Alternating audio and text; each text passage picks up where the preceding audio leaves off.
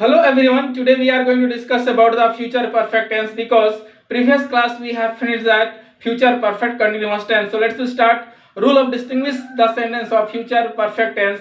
तो future perfect tense का rule क्या कहता है, मतलब वाक्य पहचानने का रूल, कि जिस वाक्य के अंत में चुका होगा, चुका होगा, चुकी होगी, चुके होंगे रहे उसे फ्यूचर परफेक्ट टेंस का वाक्य कहते हैं। यहाँ पर मैं एक चीज बताना चाहूंगा कि यदि आप ग्रामर बुक खोलिएगा तो वहां पर दिखेगा चुकूंगा, चुकेगी, चुकेंगे। तो दोनों रूल है। जिस वाक्य के अंत में चुकूंगा, चुकेगी, चुकेंगे भी, या तो चुका होगा, चुका होगा, चुकी होगी, चुके होंगे भी रहे तो उसे फ्यूचर परफेक्ट टेंस का वाक्य कहते हैं। जैसे मैं पत्र लिख चुका हूंगा, हम लोग गाना गा चुके होंगे, राधा कथक नाच चुकी होगी। यदि वहां चुकूंगा वाला लीजिएगा तो मैं पत्र लिख चुकूंगा, हम लोग गाना गा चुकेंगे, राधा कथक नाच चुकेगी। तो इस तरह का वाक्य होगा तो उसे फ्यूचर परफेक्ट टेंस का वाक्य कहते हैं। लेकिन हम लोग फाइनली हम लोग डिसाइड करेंगे कि जिस वाक्य के अंत में चुका हूंगा, चुका होगा, चुकी होगी, चुके होंगे रहे उसे फ्यूचर परफेक्ट टेंस का वाक्य कहते हैं। लेकिन चुकूंगा वाला रहेगा तो भी समझ लीजिएगा कि वह क्या है, फ्यूचर परफेक्ट का ही है, वो गलत नहीं है। इस चीज को आप ध्यान में रखिएगा।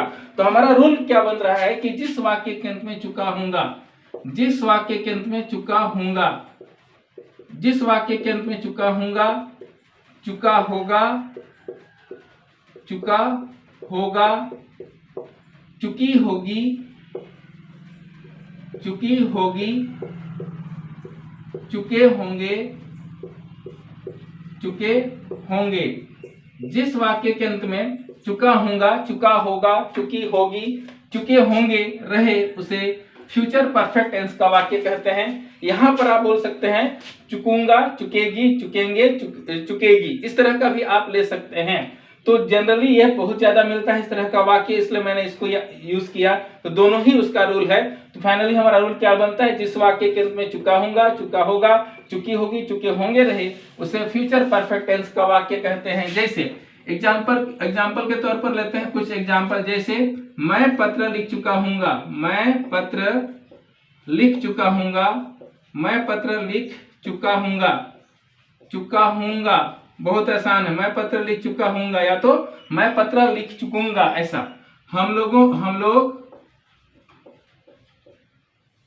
भात पका चुके होंगे, हम लोग भात पका चुके होंगे, हम लोग भात पका चुके होंगे। तुम बाजार जा चुका होगा, चुका होगा, तुम बाजार जा चुका होगा। वह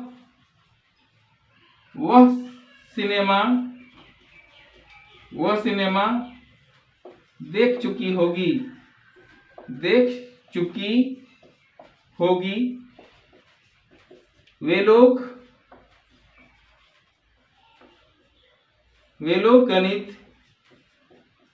गणित बना चुके होंगे, वे लोग गणित बना चुके होंगे। राम आम खा चुका होगा, राम आम खा चुका होगा। Again I can take one more example. Sita कपड़ा धो चुकी होगी, सीता कपड़ा धो चुकी होगी, सीता कपड़ा धो चुकी होगी। सो दैट whatever here होगा नो होगी। So whatever I have taken the Hindi example, you are looking here चुका होगा, चुके होंगे, चुका होगा, चुकी होगी, चुके होंगे, चुका होगा एंड चुकी होगी। That's why I have told you जिस वाक्य के अंत में चुका होगा, चुका होगा, चुकी होगी, चुके होंगे रहे उसे फ्यूचर परफेक्ट टेंस का वाक्य कहते हैं। जैसे मैं पत्र लिख चुका हूंगा, हम लोग भात पका चुके होंगे, तुम बाजार जा चुका होगा, वह सिनेमा देख चुकी होगी, वे लोग गणित बना चुके होंगे, राम आम खा चुका होगा, सीता कपड़ा धो चुकी होगी। So if you find either of sentence in Hindi, then you can say that this sentence is belonging from future perfect tense। लेकिन यहाँ पर एक चीज फिर रिपीट करना चाहूंगा, present perfect, past perfect and future perfect. Present perfect मैं आम तोड़ चुका हूं, पास्ट परफेक्ट मैं आम तोड़ चुका था, फ्यूचर परफेक्ट मैं आम तोड़ चुका हूंगा, मैं आम तोड़ चुका हूं, मैं आम तोड़ चुका था, मैं आम तोड़ चुका हूंगा। Like that you have to remember all the tense one by one, then it will easy for you, यह तुम्हारे लिए क्या होगा, आसान होगा। तो इस तरह से आप तुलनात्मक अध्ययन कीजिए, है ना, एक दूसरे का तुलना करके स्टडी कीजिएगा, it will better for you. I hope you are understanding the rule of distinguishing the sentences of future perfect tense. So let's start rule of making sentence. Rule of making sentence is saying that subject plus will have plus V3 plus object. लेकिन इससे पहले मैं बात करना चाहूंगा present perfect का, past perfect का। Present perfect में आप क्या पढ़े थे, सब्जेक्ट प्लस हैव और has plus V3 plus object. Past perfect में पढ़े थे subject plus had plus V3 plus object. यहां क्या हो रहा है, सब्जेक्ट प्लस विल हैव, ध्यान रखिएगा, subject plus will have plus V3 plus object. परिवर्तन हमारा क्या हो रहा है, केवल सहायक क्रिया में, only helping verb, you must careful about it. यहां पर प्रेजेंट परफेक्ट में क्या था, हैव और हैज, बाकी बात सेम। और पास्ट परफेक्ट में केवल क्या लग गया था, हैड, बाकी बात सेम। और ये फ्यूचर परफेक्ट में क्या आ गया, विल हैव, बाकी बात क्या है, सेम है। तो आपको घबराने वाली बात नहीं है। Present perfect, past perfect and future perfect को अच्छे से तुलनात्मक अध्ययन कीजिएगा, it will better for you. तो चलिए इसके अनुसार हम कुछ वाक्य लेते हैं, subject plus will have plus V3 plus object के अनुसार। तो यदि मैं बोलता हूं कि मैं बाजार जा चुका हूंगा या तो मैं बाजार जा चुकूंगा, तो क्या होगा, आई विल हैव, ध्यान रखिएगा बहुत आसान है, I will have V3 gone, I will have gone to market। मैं बाजार जा चुका हूंगा, I will have gone to market। हम लोग बाजार जा चुके होंगे, क्या हो जाएगा यहाँ पर, we will have gone to market, we will have gone to market, हो गया, we will have gone to market। यदि हम बात करते हैं किसका, तुम बाजार जा चुका होगा, तो क्या होगा, you will have